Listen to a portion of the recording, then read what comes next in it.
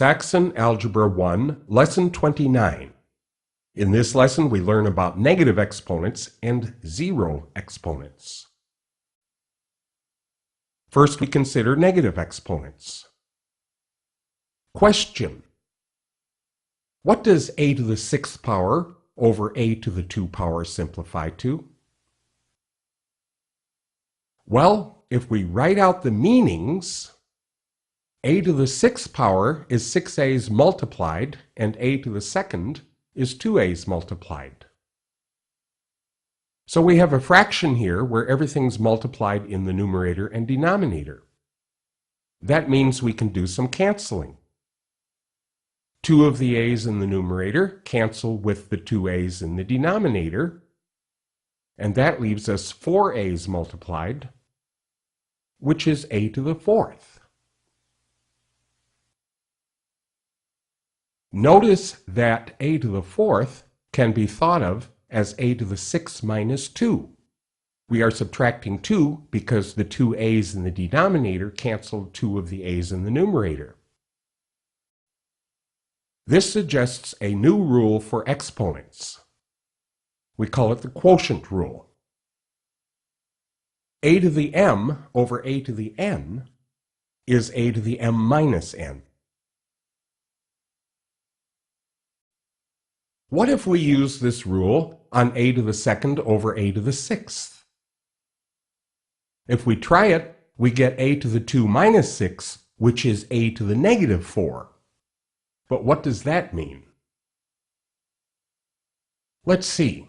A to the 2 over a to the 6th is a times a over 6a's multiplied in the denominator. Now let's be very careful as we cancel.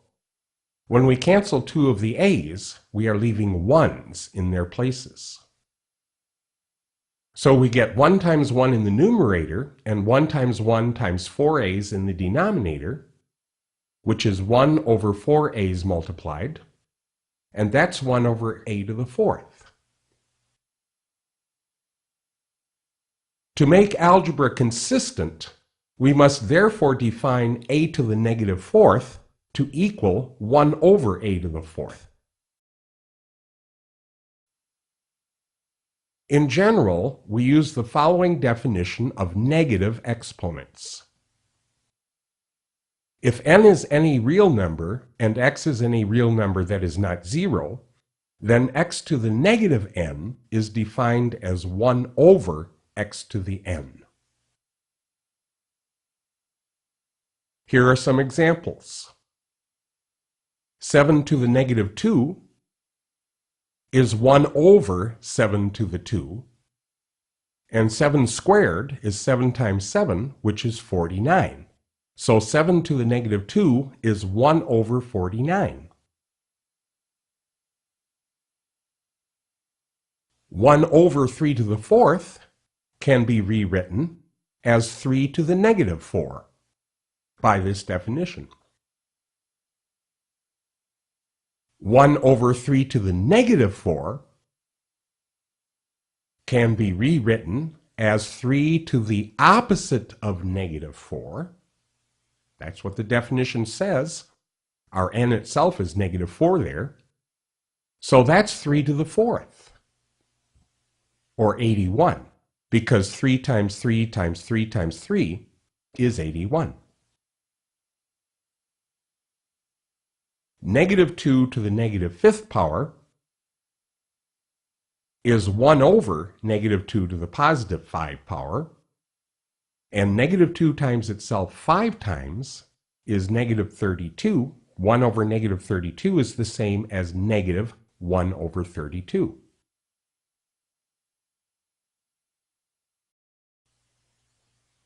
Let's review the product rule for exponents. If you have a to the m times a to the n, then you add the exponents. That's equal to a to the m plus n. Let's look at some more examples. We will use the product rule to help us simplify each expression.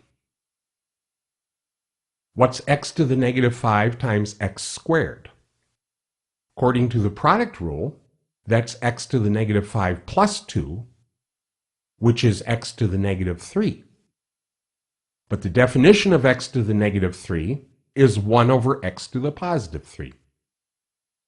So this simplifies to 1 over x cubed. Y to the 7th, y to the 5th, y to the negative 2. According to the product rule, we add these exponents, and we get y to the 10th. You see that? 7 and 5 is 12, minus 2 is 10. X to the 4th, m squared, x to the negative 2, m to the negative 5th. We'd better be careful and put these variables in alphabetical order. So it's m squared, m to the negative 5th, times x 4th, x to the negative 2. We can add the exponents of m and the exponents of x, and we get m to the 2 plus negative 5 times x to the 4 plus negative 2. So it's m to the negative 3 x squared. Here's another one where we must put them in alphabetical order. X to the negative 2, y to the negative 6, y to the 5th, x to the 4th, z, x, z to the 5th. We'll put them in alphabetical order, and let's put dots between the different variables. So we have x to the negative 2, x to the 4th, x to the 1. Notice that x is x to the 1, and y to the negative 6 times y to the 5th times z to the 1. Again, notice z is z to the 1 times z to the 5th. Now we add the exponents for each of the variables, and we get x to the 3rd, y to the negative 1, z to the 6th.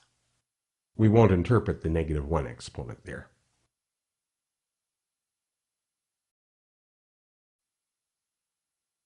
Now we consider zero exponents. Question: what does x to the 3rd over x to the 3rd simplify to? Quick, what's your answer? What is that? It's 1. Well, I'm assuming that x is not 0 because that would be an indeterminate form if x were 0. But for any non-zero x, that would be 1. Because any non-zero number divided by itself is 1. But if we apply the quotient rule, x to the m over x to the n is x to the m minus n, we get x to the 3rd over x to the 3rd is x to the 0. So we must define x to the 0 to be 1.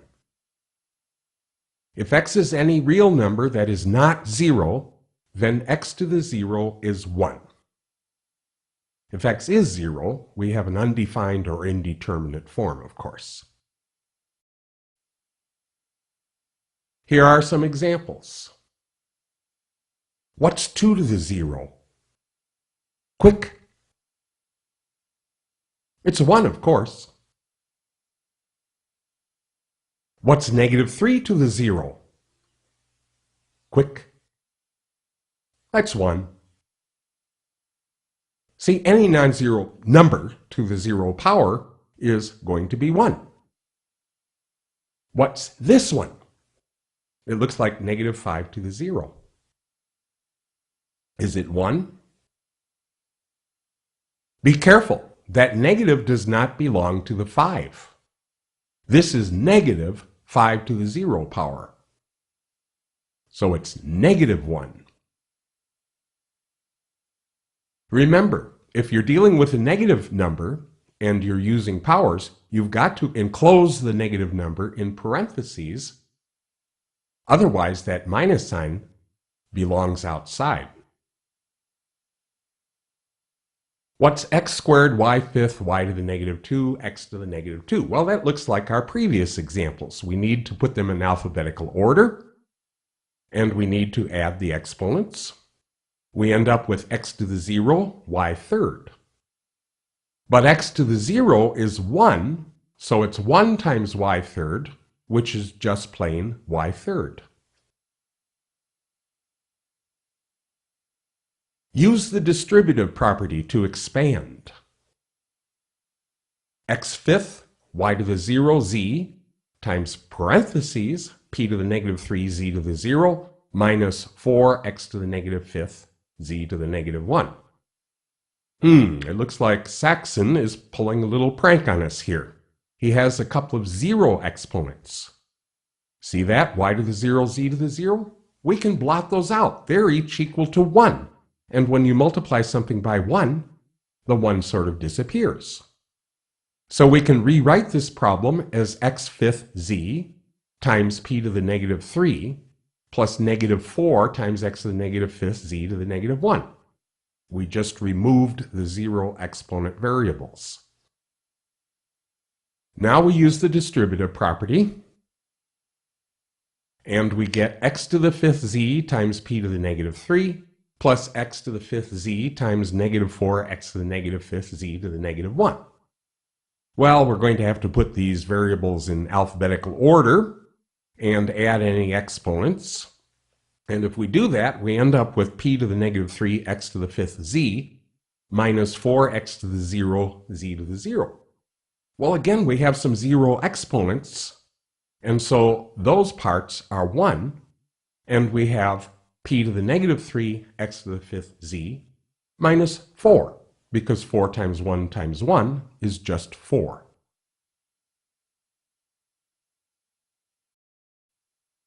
This is the end of Lesson 29. Your assignment, problem set 29 on pages 124 and 125 of your book.